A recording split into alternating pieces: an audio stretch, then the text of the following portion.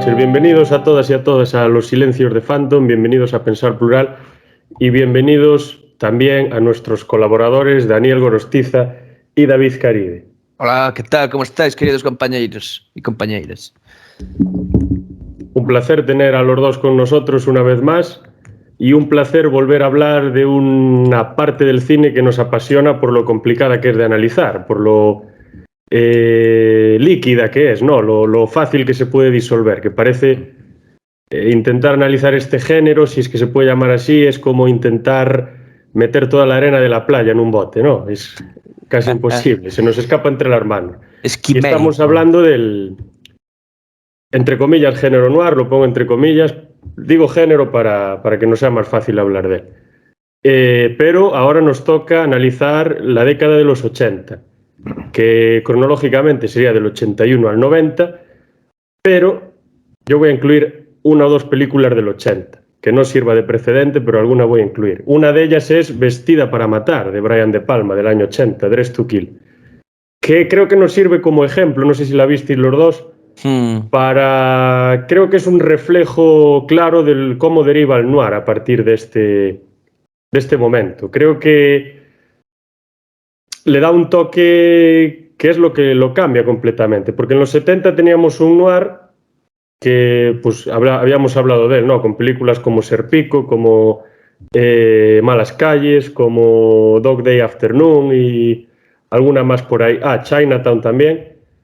Es un noir que tira bastante a lo clásico, pero es todavía más relativista, toca muchísimos temas sociales, tiene muchísima importancia la guerra de Vietnam, el impacto que tiene y demás, y nos presenta unos antihéroes que son villanos prácticamente. Taxi Driver, el antihéroe, es un villano, con un aspecto, bueno, como tal, pero creo que en el noir en los 80 la cuestión estética vuelve a ser muy importante al presentar al héroe. En los 70 creo que la preocupación estética es menor, o quizás una preocupación estética que quiere mostrar algo sucio, pero creo que en los 80 esa suciedad desaparece y creo que las obras se vuelven a convertir en algo muy esteticista, muy bonito de ver, ¿no? Por ejemplo, Dress to Kill o Blue Velvet, Terciopelo Azul, creo que son películas estéticamente increíbles.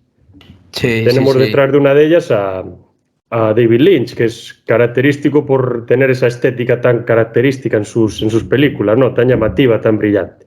No sé si queréis ir tirando un poco del hilo de esto.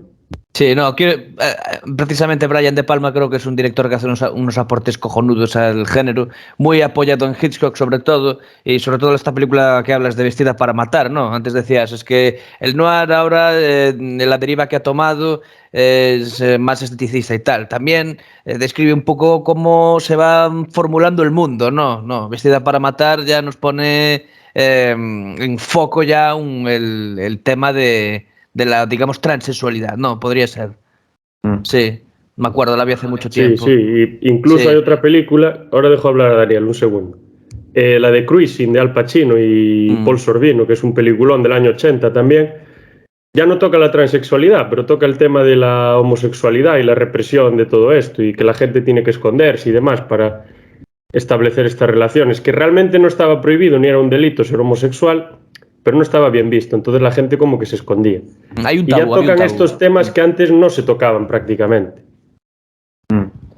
Sí, bueno, algunas cosas como esas, pues, que antes sí estaban prohibidas, cuidado, en los 60 y en los 70 ya no, pero en los 60 el homosexual se consideraba un enfermo mental, pero es que había hasta anuncios en la tele. Yo vi uno diciéndole, joven, ten cuidado si te encuentras a un homosexual por la calle y cosas así, o sea, era terrorífico el anuncio, más que las pelis de Christopher Lee. Y ahora, pues lo que pasaba era que ya estaban permitidas todas estas conductas, pero existía el tabú, o sea, había cambiado a lo mejor la ley, pero la mentalidad ahí seguía. Entonces sí, en esa peli de Cruising se ve perfectamente, gran actuación también de Al Pacino.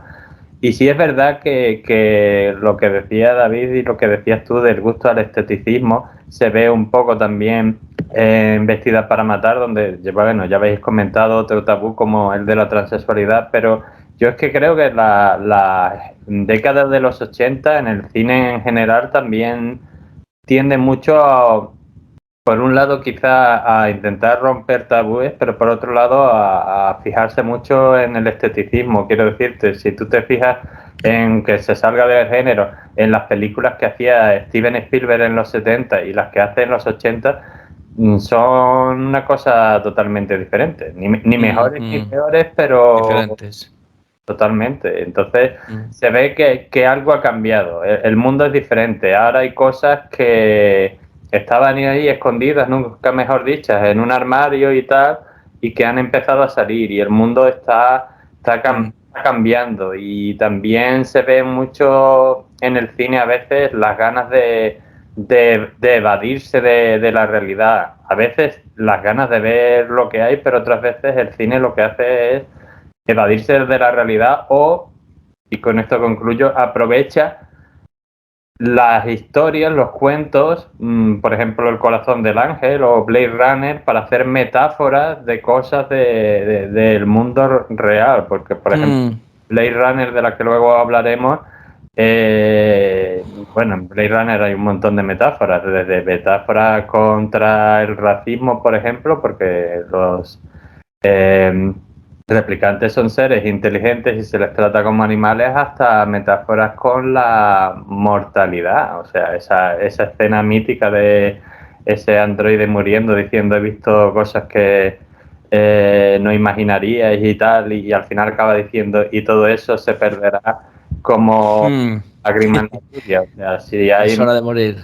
claro, Sí, sí. mejor explicación que la mortalidad que esa, que alguien me lo diga. Sí, bueno, quería añadir una cosa. Hablabas antes de Spielberg. Efectivamente, las pelis que hacía Spielberg en los 70 eran más películas de género. A veces incluso coqueteando un poco con la serie B, porque al final Tiburón no deja de ser una película de un escualo que persigue a unos marineros y va causando el pánico y tal. Muy un poco la línea de las películas antiguas de Roger Corman y tal.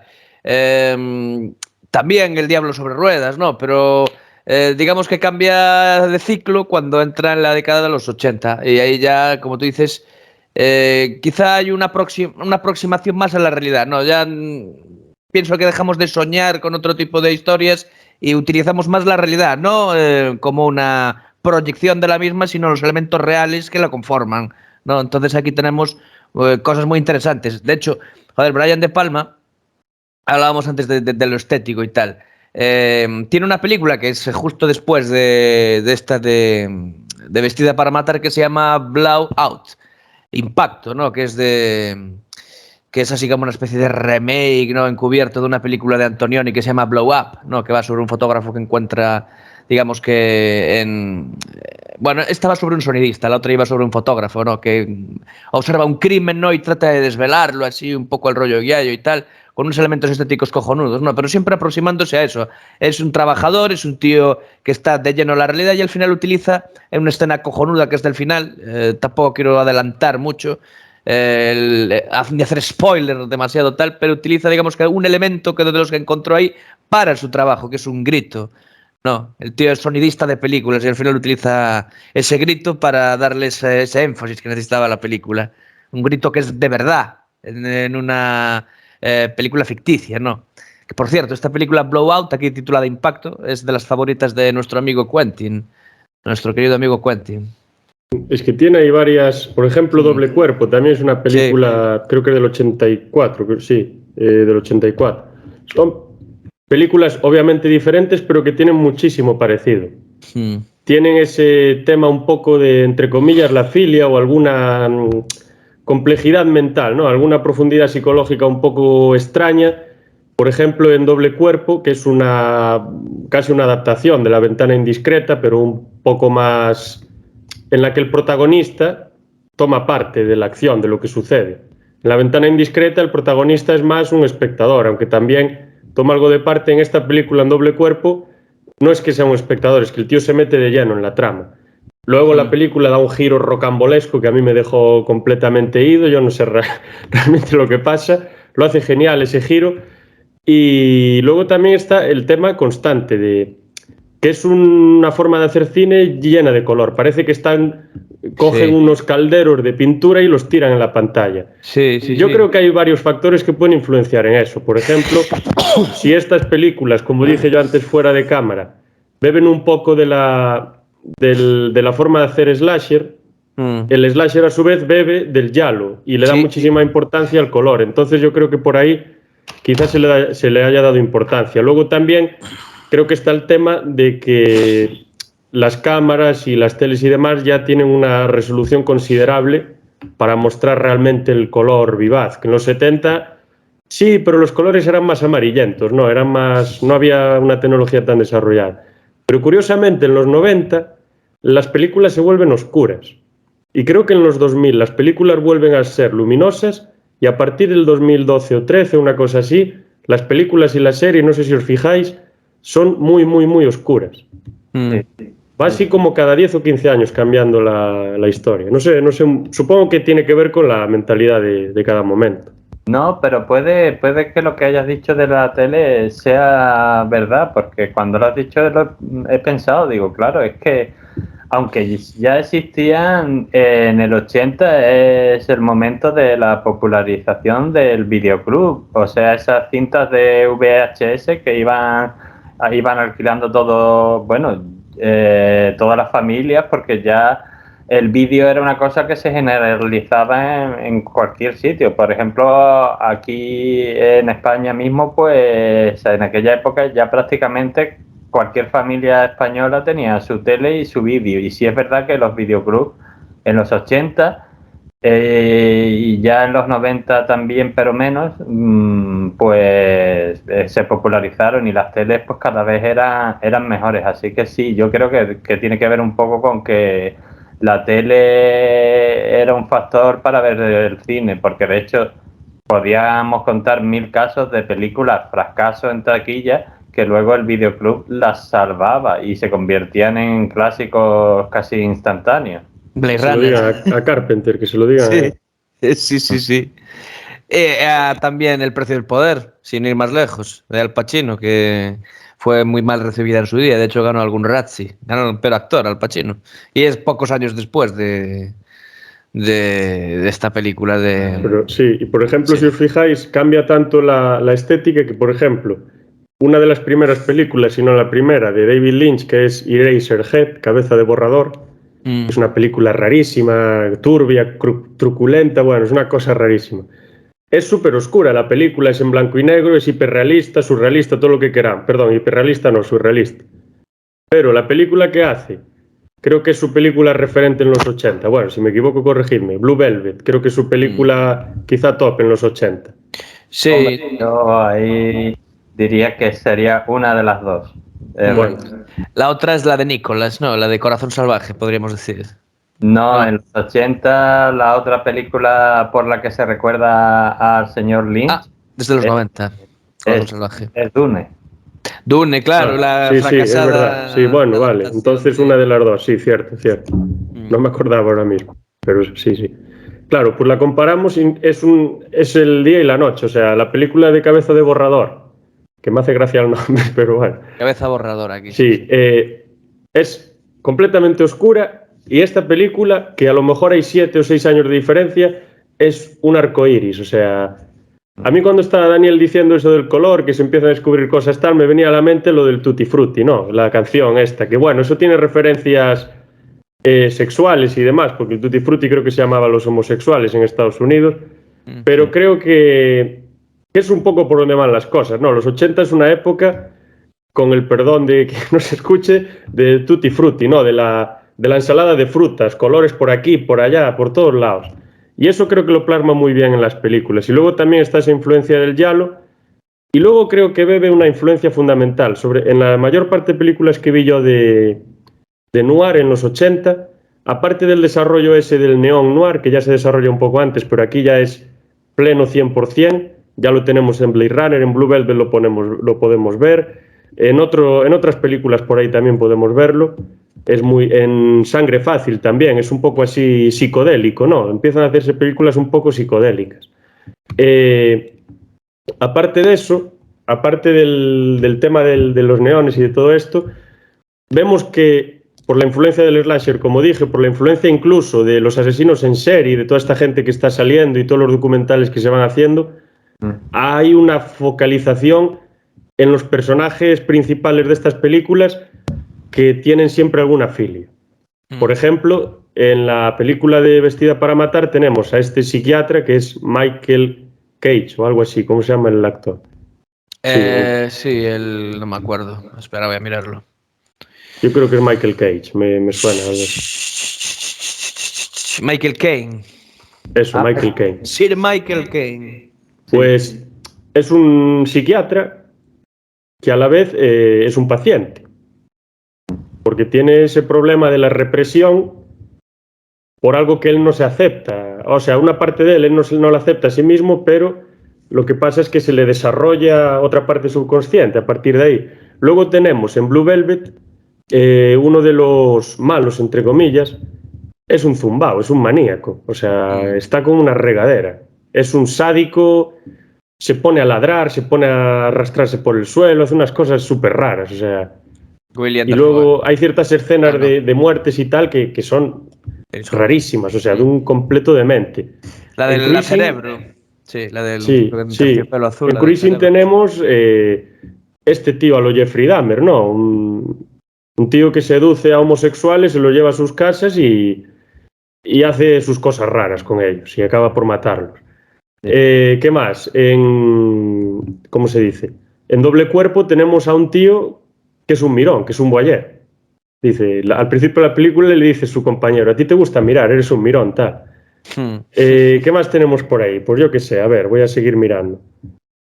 Sí, pues... por ejemplo... En Melodía de Seducción del 89 de Al Pacino, están investigando los asesinatos de una mujer y lo hacen, pues Al Pacino se infiltra como hace en Cruising y tal, y claro, se investiga una mujer que también tiene fobias de estas, que mata a la gente después de tener relaciones sexuales en unas condiciones muy raras. Luego se va tirando de la manta y se ve lo que pasa.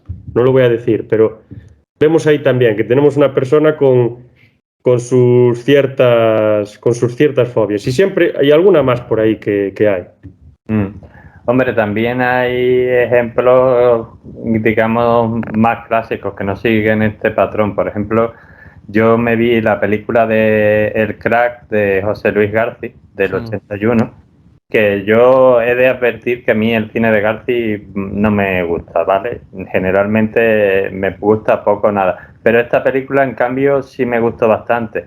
Pero yo creo que me gustó, aparte de que él haya hecho un buen trabajo de dirección, tanto por la actuación de Alfredo Lanza, que nunca lo habría yo encuadrado como un personaje de noir, y luego porque la trama, pese a que se sitúa en la España de la transición de los 70 y de los 80, aunque van un poco a Nueva York, pero es sobre todo en Madrid, pues es que hace un noir clásico a color, o sea, el detective gris que se encuentra un problema y que de repente se encuentra que es un caso más grande, que se le viene grande el caso, que lo que él creía que era a lo mejor ir a encontrar una chica y decirle a su padre, pues aquí está, pues resulta que, sin desvelar la trama, que ahí hay gato encerrado.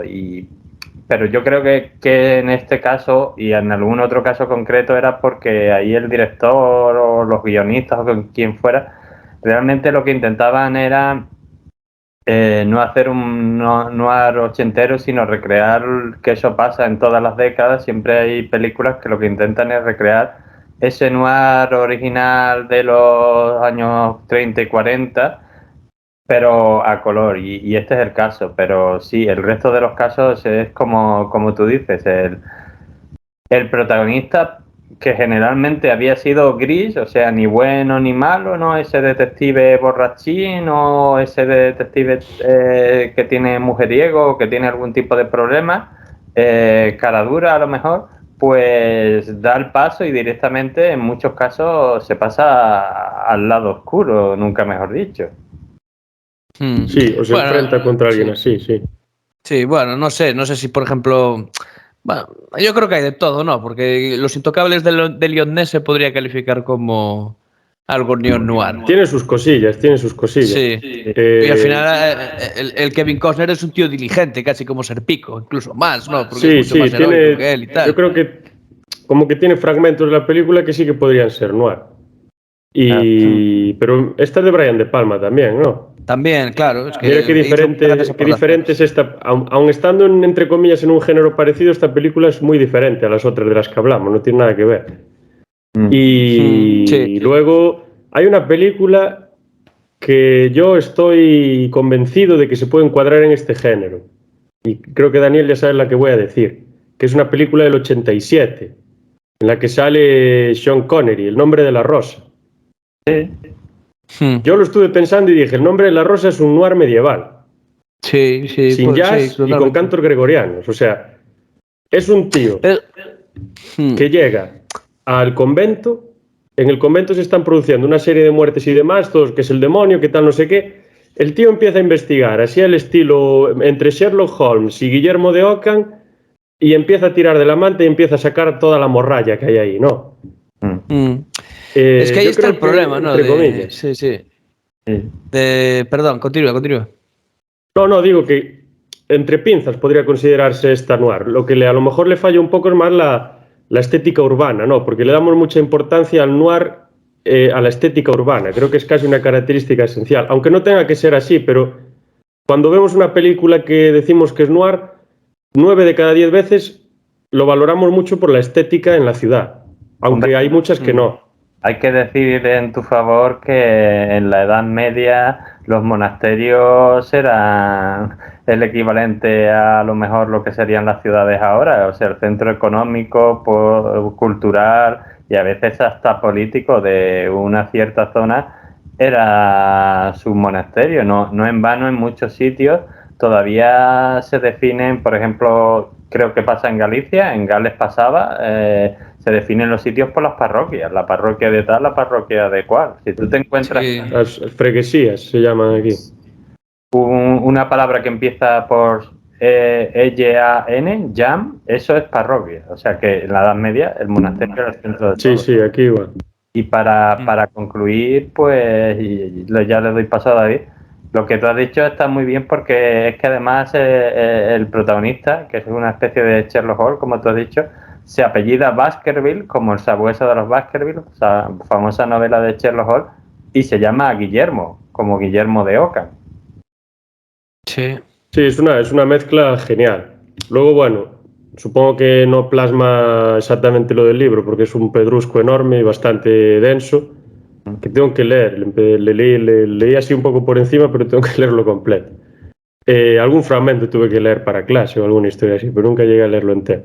Pero sí que tan diferente es esta película a las demás que decimos, pues puede considerarse como un medio thriller, medio neo-noir.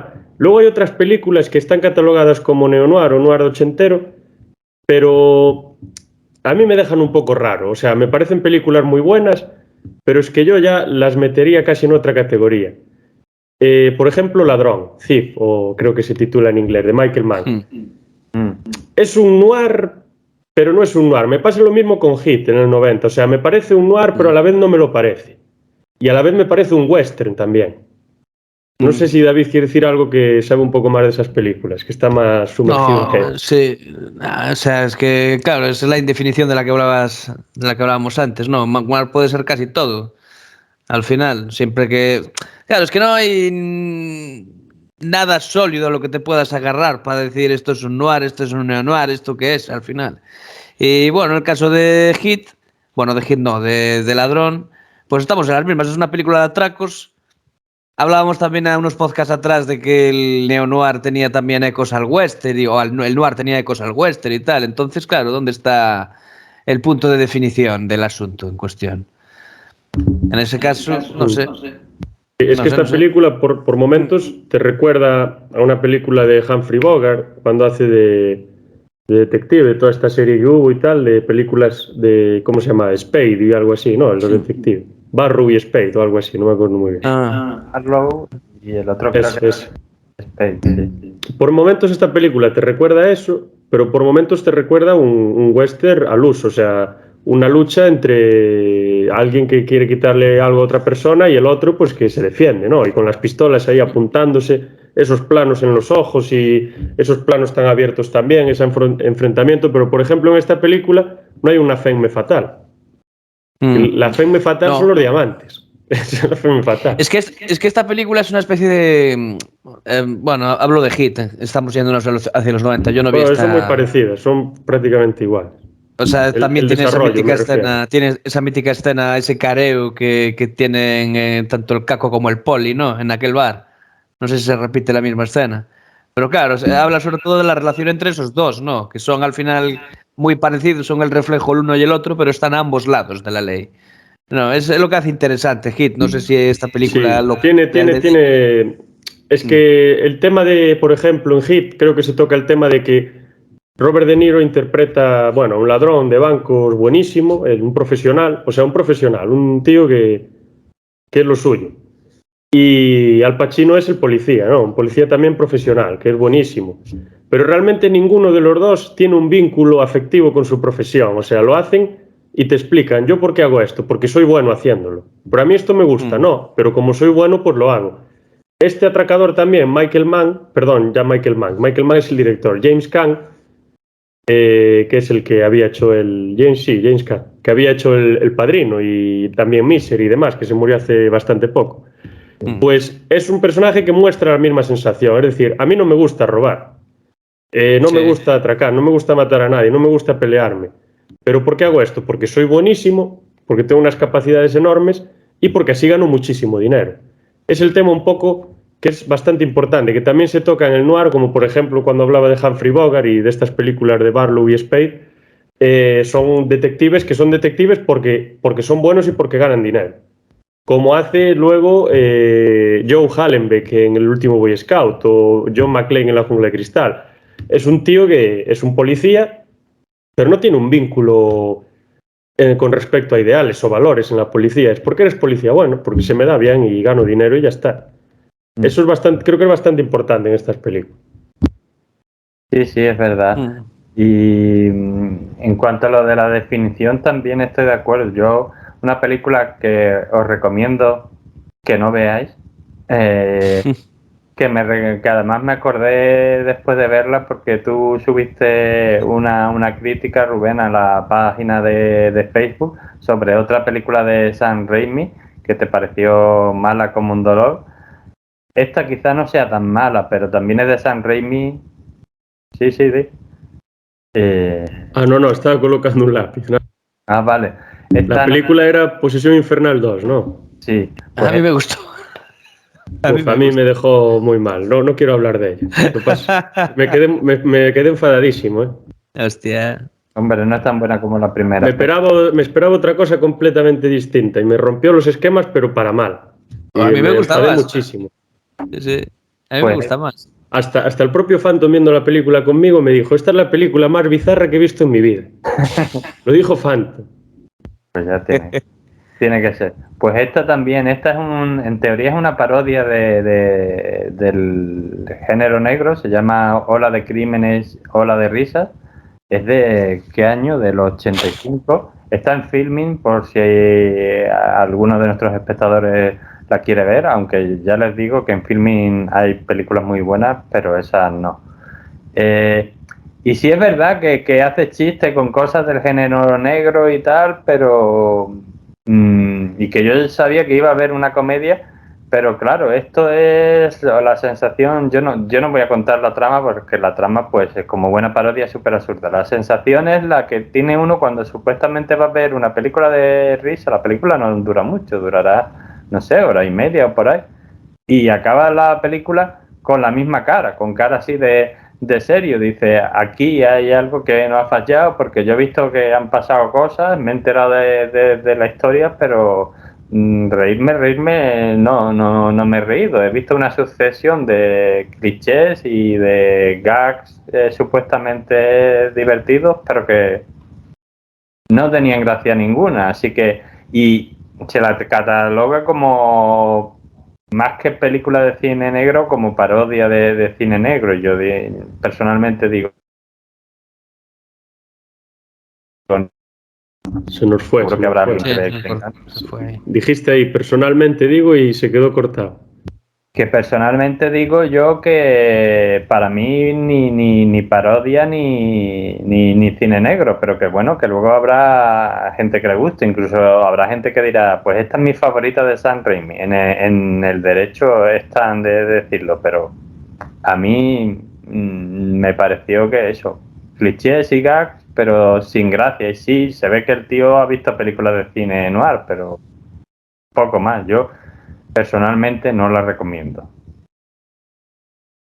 Ese es un poco del estilo de las películas algunas que hacía Peter Falk en los años 60 y 70, que eran parodias del género detectivesco y noir y demás. Tiene una que se llama El Gran Detective o algo así, o El Gran Inspector, y es una constante parodia, entre parodia y burla de Casablanca y de todas estas películas noir, que obviamente Casablanca no se considera, bueno, a ver, algunos la consideran medio, Bueno, pero es una parodia constante y muy exagerado y demás. Y claro, no sé, yo creo que es demasiado exagerado, pero bueno, tampoco voy a decir que es mala y que no se haga esa película, porque yo no soy nadie para decirlo, pero creo que es un poco del estilo, que ya se pasa un poco de rosca, creo yo. ujú. A ver, ¿de qué película podríamos hablar ahora? Hombre, yo si queréis podemos Sí, pasar. es que hay muchísimas. A ver, mira, por ejemplo, hay una película que a mí me parece fascinante, que mete un elemento sobrenatural, que ya Daniel seguro que sabe cuál es, que es El Corazón del Ángel, Sí. que se parece un poco luego al Abogado del Diablo, ¿no? Bueno, más bien Sí, el la Abogado del Diablo de... se parece a esta película. Sí. Y es una película que tiene o sea, es como que tiene dos capas. Una capa que es la noir, que es noir clásico 100%, o sea, es un trazado noir increíble. Pero luego tiene la otra capa que mete otras cosas ya más surrealistas, más sobrenaturales y tal, que le dan un toque genial. Que sale el detective, que sale en esta película, se llama Mickey Rourke, el actor, Mickey Rourke, Mickey Rourke, sí. Mickey Rourke, que hace otra película también catalogada como noir, que a mí me gustó mucho, pero es una película más de denuncia social y demás, que es Manhattan Sur, que dirige Michael Cimino, que es una película del año 85, tengo aquí, que él pues se mete a investigar en las triadas de Nueva York, en la zona de Manhattan Sur, supongo, y va pues como un loco, ¿no? Desenmarañando todo lo que sale. Y es una película un Sí. poco parecida a Los Intocables de Leon Ness. Sí, Paz Ese Bestia, tema yo creo. de que los mafiosos son intocables, pero ellos van contra ellos a darles en donde puedan, los policías, y van con todo. Y se van a meter hasta el fondo, van a tener la opinión pública en contra, la ciudadanía en contra, otros policías en contra porque están comprados, a propia Chinatown en contra, absolutamente a todos, pero él va a tiro fijo.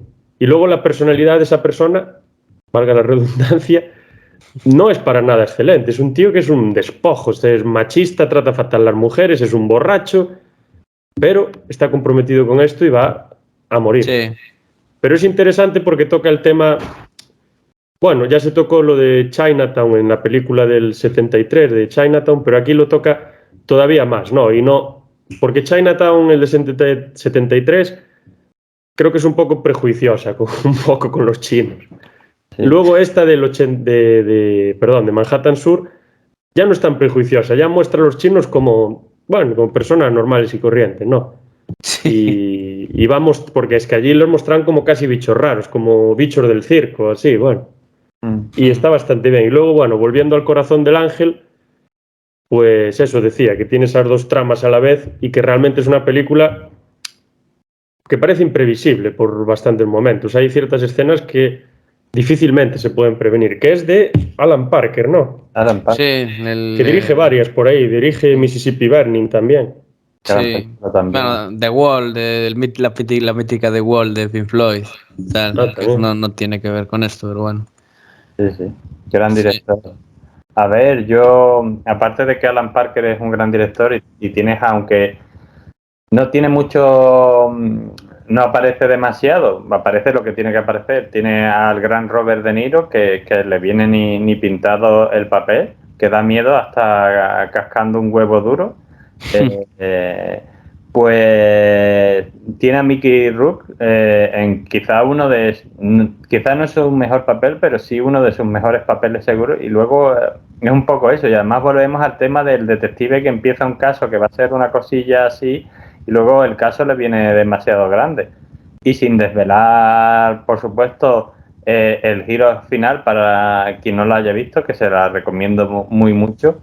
Claro, cuando al final te das cuenta de quiénes son los villanos de la historia, y no me refiero para nada al elemento sobrenatural, sino a la persona que el detective está buscando, es un giro que yo la primera vez que vi esa película no me lo vi venir. O sea, es una cosa que tú dices, o sea, que quien está buscando es a está bastante bien llevada toda esa trama, y además me gusta cómo, saliéndose un poco del ambiente típico urbano de Nueva York o Los Ángeles y tal, se va a Nueva Orleans, pero al final sigue siendo noir porque hace lo que haría un noir, es reflejarte la suciedad, la oscuridad, todo ese tema, pero está bien, le da un poco de cambio de aire, una historia en otro sitio, y luego, por supuesto, te vas a Nueva Orleans, pues la banda sonora no puede ser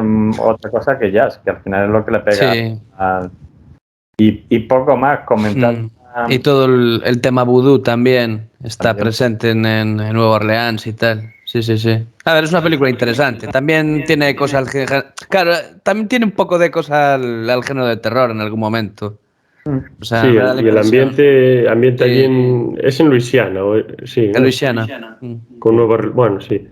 Nueva Un ambiente Orleans. sucio, putrefacto, o sea, me recuerda un poco a las historias de que se contaban de Candyman en la película, esos ambientes tan ponzoñosos, que prácticamente notas una humedad ahí sucia al ver la película, ¿no? Claro, Cuando eso puede ser. cuando se Sí. contaba de Candyman, cómo él había llegado a ser lo que era, supongo que visteis esta película, por lo menos la Hombre. primera.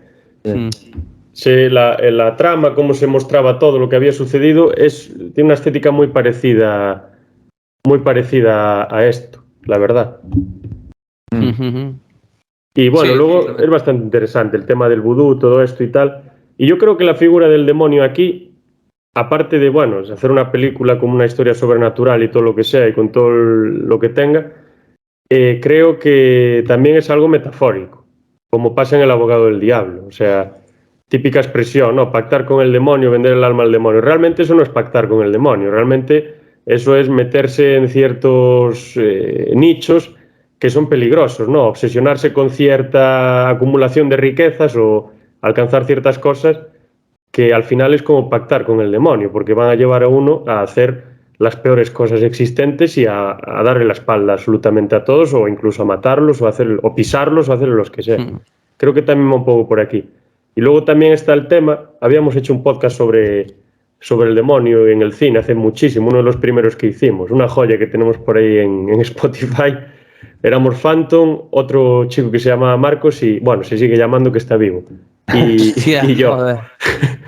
Y hablábamos de diferentes perspectivas en las que se presenta el demonio en el cine, y había una que era esta, la de el demonio que se presenta indirectamente, ¿no? Como escondiéndose. Y yo hablaba de 3 películas, que es más un demonio filosófico, más una figura de referencia que por ahí. Hablaba de Needful Things, que se llama La tienda en castellano, que está basada en una novela de Stephen King, de esta película también un poco, y luego del abogado del diablo, que es un demonio así escurridizo y cobarde.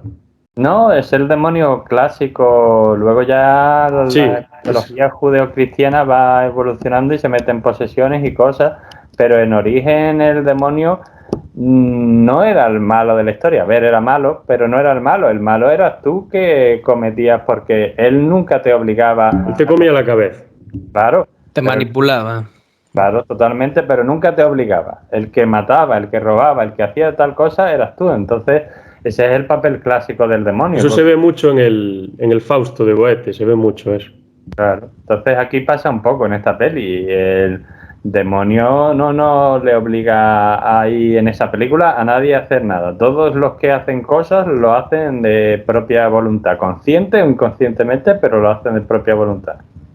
Hay una escena ahí muy curiosa que con el tema que decía yo del dinero, que te lleva a hacer lo peor, ¿no? El detective en un momento quiere dejar el caso y tal, y este hombre pues le dice, mira, si no dejas el caso te doy $5.000. Claro, al tío ya se le dibuja una sonrisa, bueno, vale, no pasa nada, vamos a seguir con esto. Que eso lo refleja al final muy bien. Eso hay otra película en la que se ve esto muy bien, ya es bastante antigua, es del año 40 y algo, por ahí, que está basada en un libro de Ayn Rand, o algo así se llama esta señora, Ayn Rand, que es El manantial, The Fountainhead se llama.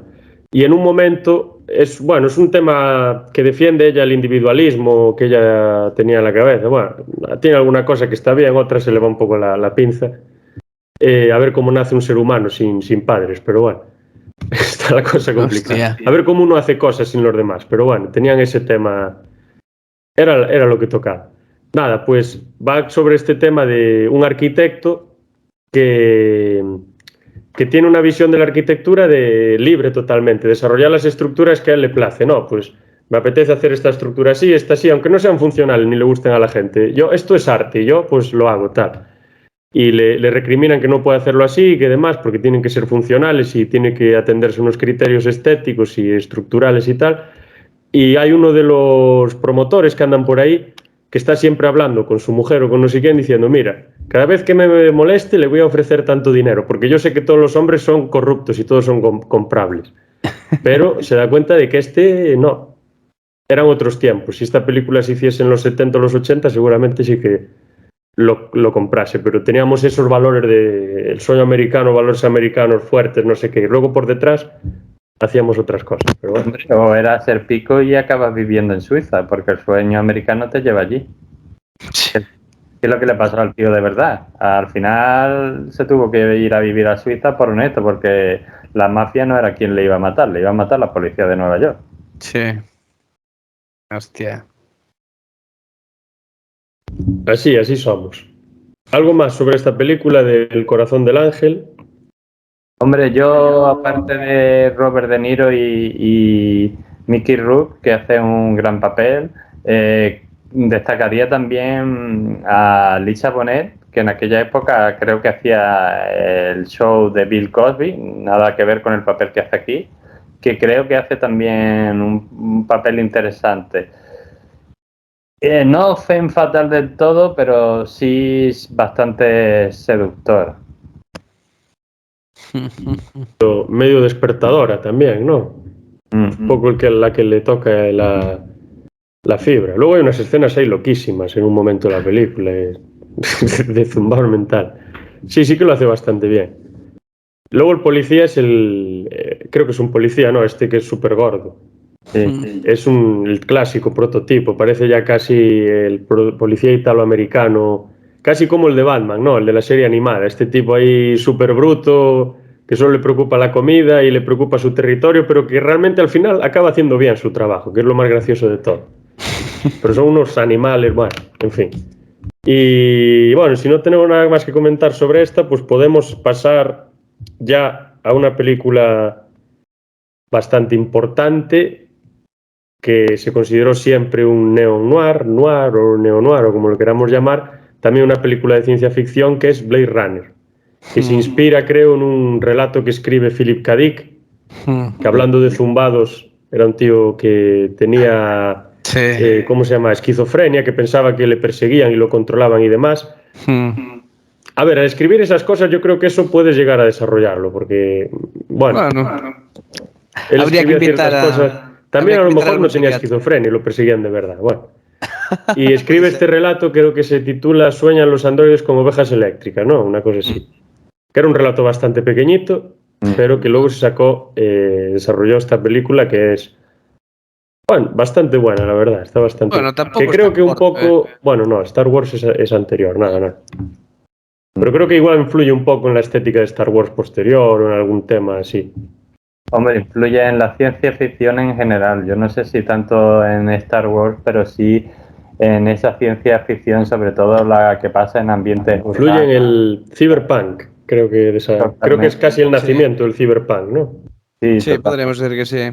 Películas como Minority Report, que también está basada en un relato de Philip K. Dick, tiene ese aire, aunque sea una historia totalmente diferente, ese aire de esa ciudad es muy como la ciudad de Blade Runner pues eso, como la ciudad que sale allí, que por cierto es una ciudad totalmente americana, pero a la vez oriental, o sea, Es Los Ángeles, me parece que es.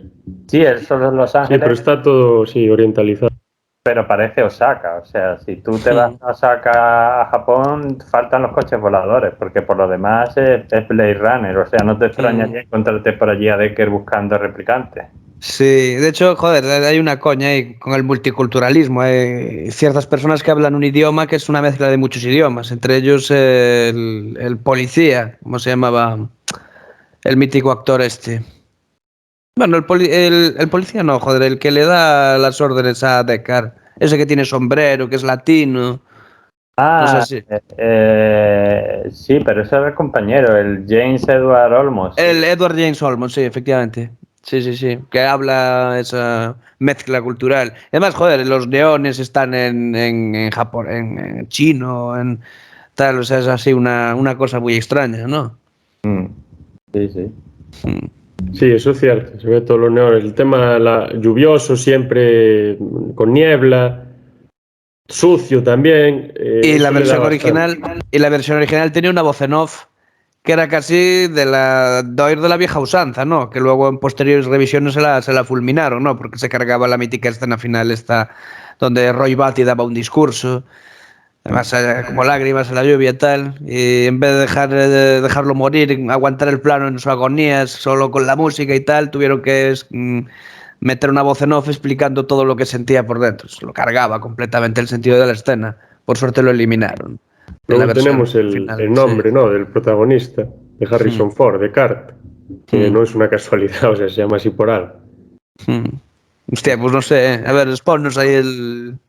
No, hombre, se llama así, supongo que por hacer un guiño a René Descartes, por el tema del cogito ergo sum y toda esta historia. O sea, no se sabe muy bien si Descartes es un androide o un ser humano, creo.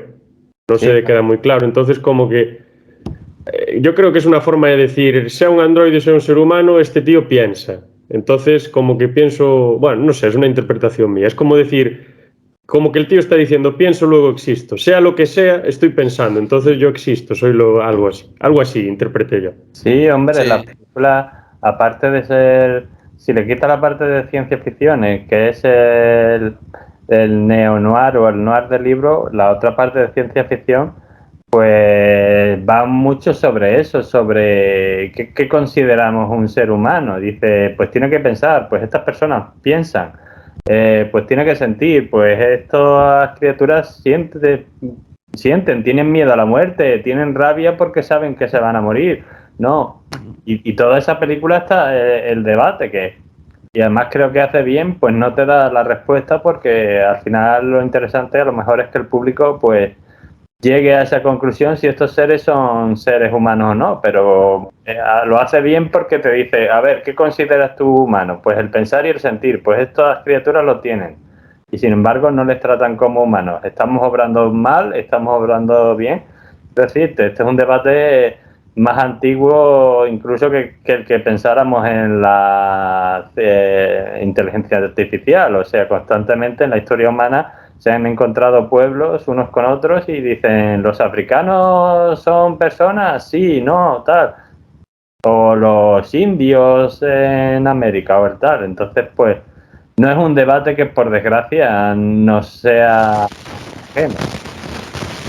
Sí, yo creo que tiene así como una reflexión acerca del racismo velada, ¿no? Como esto es una forma de, aparte de, siempre digo, aparte de entretener y de desarrollar una película buena y tal, de acción, de ciencia ficción o lo que sea, es una reflexión constante sobre esto, o sea, qué se considera ser humano, qué no se considera o más bien persona, más que ser humano.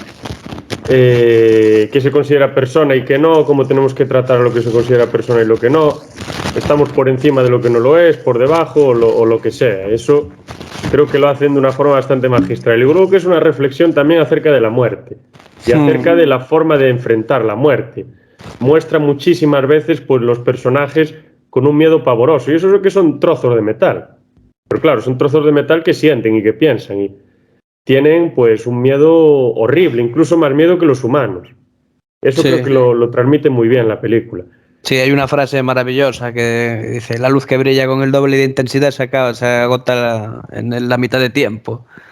Decía el presidente de la compañía esta, el padre. También tienes un poco un rollo tiene un rollo así de paternidad, ¿no? En una escena en la que Roy Batty se encuentra con su creador y tal. Tiene así un rollo un poco de ese estilo, ¿no? Pero es un poco Vincent Price y Eduardo Manos Tijeras, ¿no? Sí, no, sí, efectivamente. Es ese rollo. Geppetto Pinocho también. O Frankenstein también, sí. Frankenstein. Con el...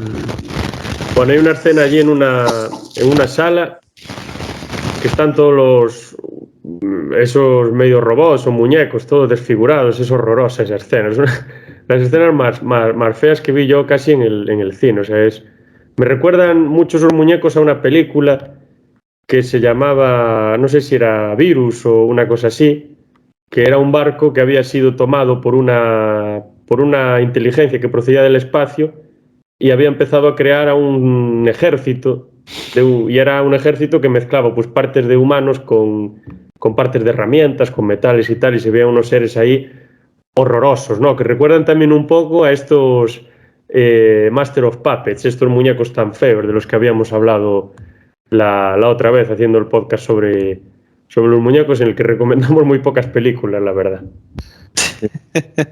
Sí, y además esta película tiene, aparte de toda la parte de ciencia ficción, y corregidme si me equivoco, tiene un poquito su femme fatal. Un poquito, pero no sé. Pero creo que aquí el cambio es que la femme fatal es un androide, ¿no? Sí. Es el cambio fundamental. Bueno, aunque en Alphaville también medio se puede considerar la femme fatal, la inteligencia 60 y no sé qué, 61, no sé cómo se llama. Y aún no sabemos si el protagonista creo también que bebe bastante de Alphaville en ciertas cosas, ¿eh? Sí, a ver, es que la Nouvelle Vague dejó una impronta muy, muy importante en los directores de esta época, ¿no? En Martin Scorsese, Steven Spielberg. Pues de hecho Steven Spielberg utiliza a François Truffaut, ¿no? En alguna de sus películas más celebradas, ¿no? En Encuentros en la tercera fase sale Truffaut, sí. Sí, así que sí, efectivamente. Claro, era un cine que rompía muchos esquemas, ¿no? Y de alguna forma sí que acabó siendo un poco fagocitado por Hollywood, ¿no? Aunque ellos lo convirtieron en algo más mainstream. Taxi Driver, por ejemplo, tiene algunos ecos también a la Nouvelle Vague y tal. Pero bueno, son cosas que ocurren, ¿no? Sí, tiene. También la serie B dejó una importancia y bastante considerable, ¿no? En toda esta gente. De hecho, las ideas realmente salen de ahí, de la serie B prácticamente. Luego se desarrollan de otra manera. De hecho, es que el maestro de toda esta gente, de Scorsese, de Brian De Palma, tal, fue Roger Corman. O sea, Roger Corman era un tío que escribió un libro que se titulaba Cómo hice 100 películas en Hollywood y no perdí un centavo. Era un maestro, productor de películas de serie B. Y las hacía en cadena, rodaba 1, 2, 3, con el presupuesto que le habían dado solo para una. Entonces el tío era un fuera de serie. Y yo creo que aprendieron un poco de ahí, de toda la temática, ¿no? que él manejaba. De hecho, las primeras películas de Coppola, Dementia 13, son películas de serie B. Era una película de serie B. Sí, o sea, eso sí, creo que fue la primera que hizo, ¿no? Del 67 o 66. Sí. O de antes incluso. Un proto-slasher también andaba por ahí. Sí. Dice que es uno de los iniciadores. Brian De Palma tocó el slasher un montón de veces. Ya no estamos hablando solo de Vestida para matar. Impacto y tal. Brian De Palma tiene esa película tan curiosa que es Martin, ¿no? Creo que es de Brian De Palma. Martin es de George Romero. Es verdad, perdón. Es cierto. Sí. Que, bueno, es una película muy curiosa, muy llamativa, que parece una broma, pero realmente si escarbamos un poco tiene su cierto aquel. Cierto, cierto. Y bueno, no sé si habéis visto una peli que se llama... porque estuve yo buscando algo de noir en Francia, o polar, como le queráis llamar, y me vi una de... como prácticamente la mitad del noir francés sale Alain Delon, pues me busqué una que se llama Cerco de Muerte, donde él pega el salto y ya también... Y lo cierto es que la película está bastante interesante. El argumento lo habréis visto 20 millones de veces. Va de un atracador que sale de la cárcel y que tiene unos diamantes por ahí escondidos y ahora él quiere, por supuesto, recuperarlos. Y ahora todo el mundo quiere encontrar los diamantes. La mafia, la policía, y se convierte un poco en una persecución del perro y el gato.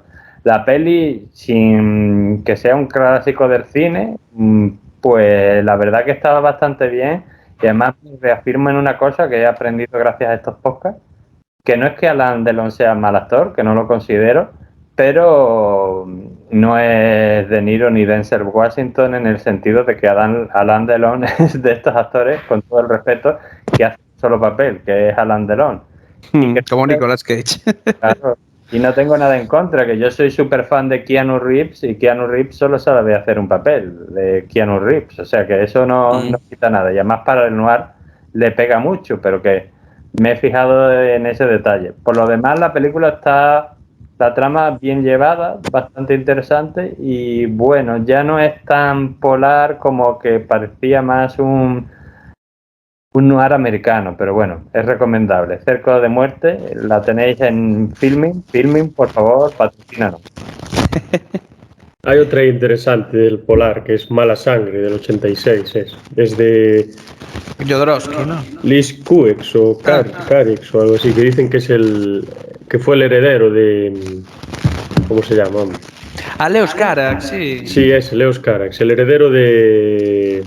No me sale ahora el nombre, este señor que se murió hace poco, que hablamos un montón de sus películas. Godard. Eso, Godard, el director de Alphaville.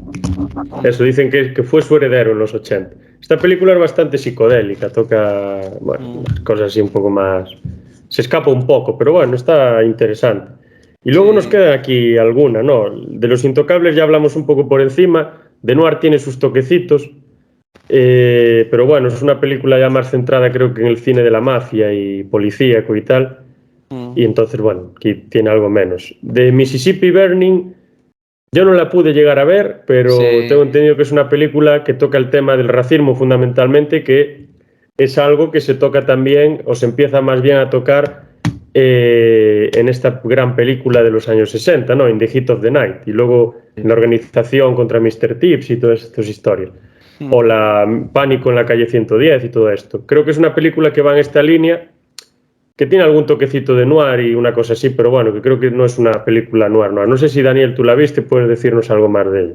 Sí, yo la vi hace años y hombre, aparte de que Jim Hackman y William Dafoe hacen papelones, sí, tiene su parte noir en el sentido de que son dos agentes del FBI que van a investigar ahí pues una serie de crímenes que han sucedido ahí, crímenes racistas en el sur de Estados Unidos y que sí es verdad, son un poco como todos estos policías de los que habéis estado hablando, que realmente hacen eso porque les gusta. Ellos no es que digan, no, yo es que tengo un gran sentido de la justicia y lo hago esto por la verdad y la justicia. No, yo lo hago porque me pagan bien en el FBI, hago buen trabajo y sé encontrar a los criminales. Y en ese sentido sí tiene su parte de noir, con su parte de denuncia al racismo, pero sí, yo sí la podría catalogar, una historia de detectives noir, sí, podría ser. Y como película es bastante recomendable, no solo por las actuaciones de ellos dos, sino porque la historia está muy bien llevada. No me acuerdo quién era el director, pero Alan Parker. Pues Alan Parker, otra vez. Que es un gran director en general y en concreto los noir o neo-noir le salen bastante bien, la verdad. Sí, sí. Y luego tenemos por ahí otra película de Ridley Scott, que es Black Rain, del 89.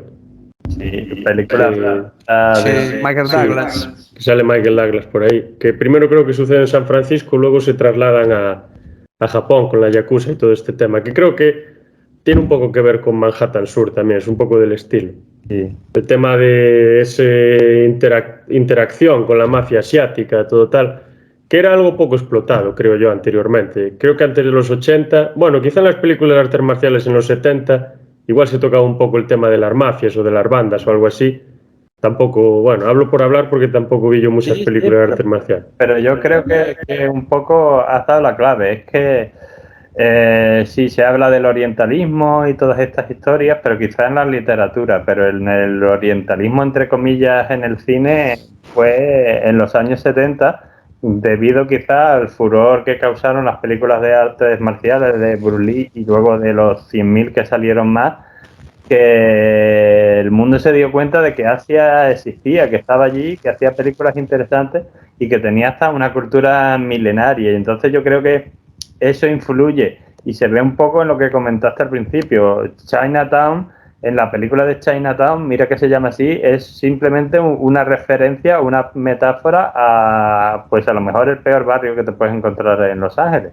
Que será verdad o no, pero que es lo que sale Chinatown en la película, porque el resto de la peli es fuera de Chinatown.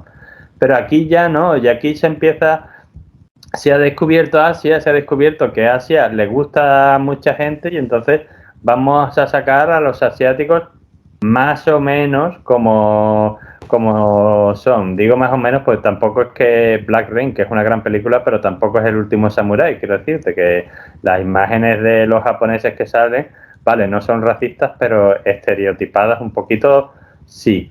Pero la película está bastante bien y eso es ya Hollywood atreviéndose, o Occidente incluso atreviéndose a, mira, hay cosas de Asia que nos gustan, vamos a hablar, a hacer una película de Asia con actores asiáticos y llevamos a Michael Douglas y creo que el otro era Andy García a Japón y una trama. O sea que sí, reflejan un poco la realidad, aunque sea ficción, y se atreven a dar el salto. Esto, si hubiera sido en los 40, todos los actores habrían sido occidentales a los que les maquillen un poco para que... Así que por lo menos, pues, bueno, muy, muy recomendable la película, sí, la verdad. Pues, no sé si le quieres añadir ahí algo, David, y luego paso a haceros una pregunta y ya Nah, es que no para ir la cerrando. tengo muy fuera, o sea, no me acuerdo de casi nada de la película Ah, esta. si Sí. estuviese Phantom la analizaría un poquito más, pero bueno, siempre está hablando de ella, pero cuando puede hacerlo, Sí. desaparece, Sí, queda en sí. silencio. Nada, lo que os quería preguntar es, después de todo esto, creo que analizamos ya cerca de 20 películas, creo yo. Creo que tocamos los tres elementos fundamentales que os decía yo alguna vez, ¿no? Neones, filias y droides o androides. Creo que son los tres elementos que cambian completamente. Creo que hay otro elemento muy importante, aparte del esteticismo, de la imaginería y todo esto, las imágenes y la colorimetría, como se le llama, y toda esta historia. Creo que la música es muy importante también en esta época, sobre todo en esta época, es algo con lo que los directores están obsesionados, los realizadores están obsesionados con la música. Antes les importaba un poco menos, ¿no? Bueno, sobre todo a los directores italianos, que meten la música de cualquier manera, pero bueno. Bueno, le dejaban ahí el marco a Leone, a Morricone para que hiciera ahí sus No, cosas, bueno, tío. Ya. eso sí, pero bueno, los que eran más de terror y tal metían la música así, cogía Fulci y te metía un rock and roll en medio de, yo qué sé, de una escena que no tenía nada que ver con eso. Pero Hostia, bueno. pues en Evil Dead, el final, la música que suena es un contrapunto cojonudo a lo que fue la película en sí, ¿no? Que te pone una música así muy, muy animada, muy simpática. Sí, La película fue un puto horror, o sí, sea. cierto, cierto. Sí. Para dar ese contraste. Como en el principio de Halloween, de la Halloween 2, te ponen Mr. Sandman. Hostia. A ver, quien tiene un mensajillo y tal, pero bueno, es una música que poco tiene que ver. Se usa mucho eso, de poner ese tipo de canciones tan agradables en películas de miedo. Creo que en Annabelle también se pone alguna cosa. Luego hay otra, que es la de Mr. no sé qué, My Sunshine, You Are My Sunshine, no sé qué, creo que es en la de Annabelle. Y muchas películas de esas pasa. Y eso, lo que iba a decir, ya no sé ni de qué estaba hablando, se me fue el santo al cielo. Tanto de la música como elemento importante en el noir de los 80. Ah, sí, eso, que el jazz es algo fundamental en el noir de los 80, es algo indiscutible, o sea, da igual los personajes, da igual lo que pasa en la trama, en la música, 100%. Los coches a oscuras también, tienen que tener estos dos elementos, si no el noir no funciona. Los neones en los bares también, se ve mucho en Blue Velvet, que por momentos también me recuerda a mí en alguna escena y alguna cosa que hace el protagonista, Taxi Driver. Hay unos 10 minutos de la película que está el tío reflexionando sobre las cosas y tal, y dices, ostras, este tío, esta conversación parece que la copiaron de Taxi Driver. Luego la película no tiene nada que ver, pero ese momento en el que reflexiona sobre que tiene que limpiar las calles, que tiene que hacer no sé qué para arreglar la vida de los demás y tal, parece bastante. Al final el tío se le va la pinza también, como, no tanto como al otro, pero bueno, casi. Y nada, la pregunta que os quería hacer, luego comentar todo esto, es, de todas las películas de las que hablamos, ¿cuál podríais decir que es vuestra favorita y por qué? ¿Por qué la recomendaríais? Así, de modo de resumen. A ver, yo voy a recomendar 3 porque una solo no me atrevería. Una sería El corazón del ángel, por todo lo que hemos hablado anteriormente. Otra sería Blade Runner, porque también por lo hablado anteriormente y porque mezcla dos cosas que me gustan, que es la ciencia ficción con el cine negro. Y entonces eso es como si te dicen a ti, me gusta, yo qué sé, la pizza y la hamburguesa. Pues esta noche vas a cenar pizza con hamburguesa. Dice, pues genial. Y la tercera, iba a decir el Crack, pero creo que voy a optar por una de las que no se ha hablado aquí, que me sorprendió mucho, que es esta seguro que la ha visto David, es la primera película de los hermanos Cohen, que se llama Sangre Fácil. Sangre Fácil. Ah, sí, sí, es verdad. Es una película... Yo la tenía aquí apuntada, casi no hablamos de ella, dijimos dos cosas solo. Pues es una película, a mí me pareció buenísima, es una película en la que parece que no pasa nada, pero pasa absolutamente de todo, o sea, de todo. O sea, parece la típica historia pues de un triángulo amoroso, esa mujer que ya no quiere a su marido y ahora se lía con un empleado de él, y ahora pues el marido lo descubre y contrata a un detective para matarlo, y hasta ahí voy a contar porque si no destripo la peli. A partir de ahí pasa, o sea, la película como que cambia, parece que hasta ahí podría ser un noir clásico con tal y cual, y ya ahí pasa de todo, tiene hasta sus poquitos de terror, su poquito de noir otra vez, sus poquitos de todo, hasta tiene una escena onírica que al principio porque yo esta película, yo he visto muchas de las Coen, pero esta no la había visto. Y al principio, cuando se ve esa escena onírica, yo creía que era de verdad. Digo, no puede ser que este personaje todavía siga ahí en pie. Y sin embargo, entonces, a mí me parece buena película con sus toques de noir, quizás no noir 100%, pero una película totalmente recomendable. Y por eso la pondría yo en mi top 3. Es llamativo de esa película que, a pesar de que pasan muchísimas cosas, es una película muy pausada. Es muy plana, va muy despacito, muy pausada, pero pasa absolutamente de todo. Sí. Está muy, sí, la verdad, poco hablamos de ella, pero merecía mención, se me olvidó por ahí. Y eso que la tenía aquí apuntadísima, de tercera la tenía apuntada en la lista. Y ahora, bueno, te dejo a ti, David. Yo solo voy a decir una, Yo voy a decir dos, pero bueno, una ya la dijo el compa, Blade Runner, ¿no? Sí. Yo quería recomendar Impacto, hablé un poco de ella y tal, pero bueno, creo que es una película de Brian De Palma que se ha quedado un poco olvidada en la historia y que realmente merece un revisionado. De hecho, quien la quiera ver, está en Filmin y también creo que está en según veo aquí, en la app de Google Play. Así que bueno, es una película, pues eso es lo que decía de Brian De Palma, que recoge algunas de las cosas más interesantes del cine de Antonioni, también del Giallo, y lo envuelve dentro de un paquete que casi es rollo muy hitchcockiano, ¿no? Es una mezcla así un poco extravagante, muy propia de los años 80, de estos directores, ¿no? Con todas las influencias que tenían detrás y que realmente es muy interesante, ¿no? Trata sobre un sonidista que presencia un asesinato y que lo investiga a través de, pues eso, del sonido y de lo que ve en su cámara, ¿no? Y luego la siguiente es Blade Runner. O sea, yo creo que Blade Runner es una película que hay que ver al menos una vez en la vida, ¿no? Es quizá una de las películas de ciencia ficción más influyentes de la historia, independientemente de que sea o no noir o de lo que estemos hablando aquí. Creo que recoge muy bien toda la experiencia existencial que pueda haber en un libro, yo que sé, de Sartre, por ejemplo, y lo vuelve como más, voy a decir más mainstream, ¿no?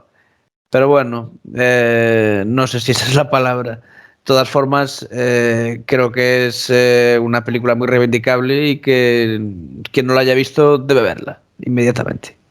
Y además que tiene una atmósfera que te envuelve y que te deja absolutamente patidifuso.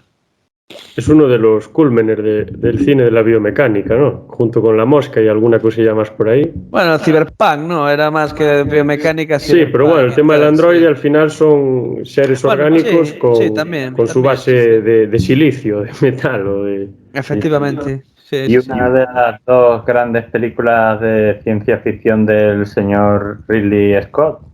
Sí, exactamente. Exactamente. Yo, bueno, aparte de las que dijisteis y de todas las que hablamos, yo casi recomendaría todas, pero bueno, yo creo que me voy a quedar, aunque me cueste, porque hay muchas que me gustan mucho. El Corazón del Ángel me parece una pasada.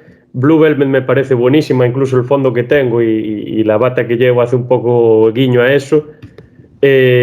Todas, o sea, Vestida para matar también, Melodía de seducción, Blade Runner es buenísima, El nombre de la rosa es una pedazo de película. Los Intocables ya bueno, ni lo digo ya. Ladrón incluso, Manhattan Sur, son películas muy buenas, pero yo voy a quedarme con Cruising, del año 80, con las actuaciones estelares de Al Pacino y de Paul Sorvino, y con el tema que estaba muy presente en los 80, creo que en esta película se denuncia muy bien, el tema de la represión en cuanto a cuestiones sexuales y de lo que mucha gente tenía que hacer, que creo que ya lo dije anteriormente, y de cómo una persona que en este caso sí que está comprometida con el caso, porque Al Pacino en esta película sí que es una persona muy comprometida, como Serpico también, en la película del 73 me parece que es, se mete de lleno y jugándose absolutamente todo.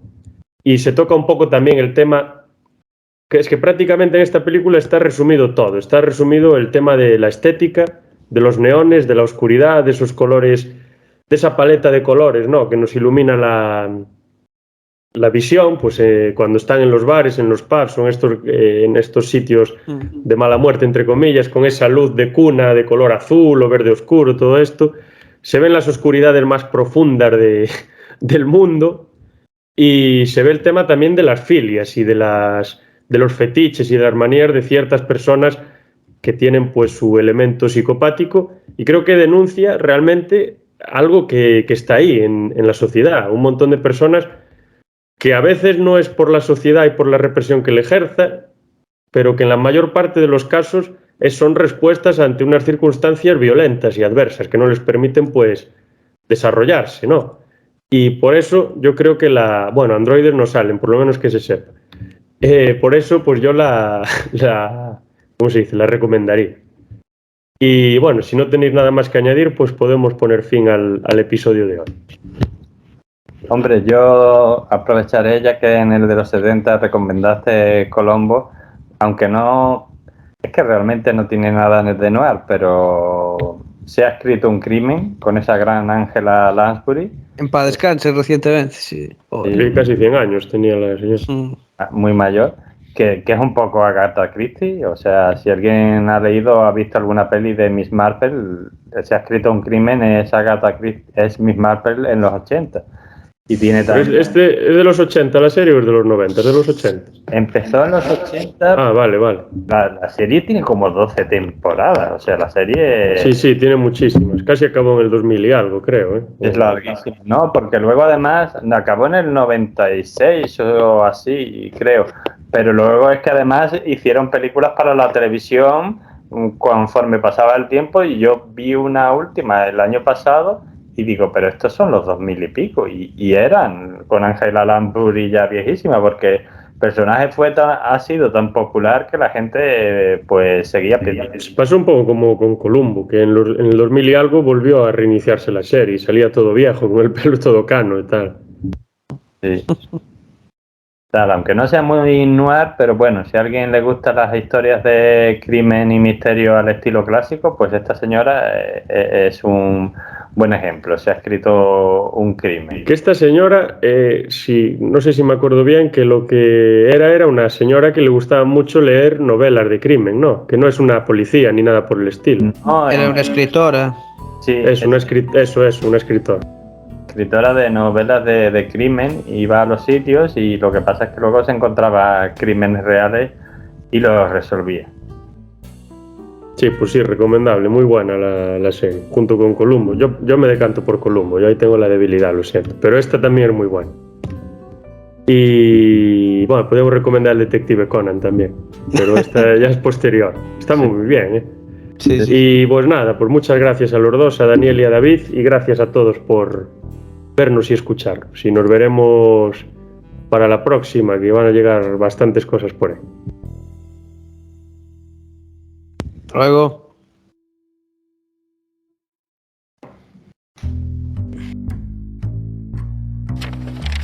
Just one more thing.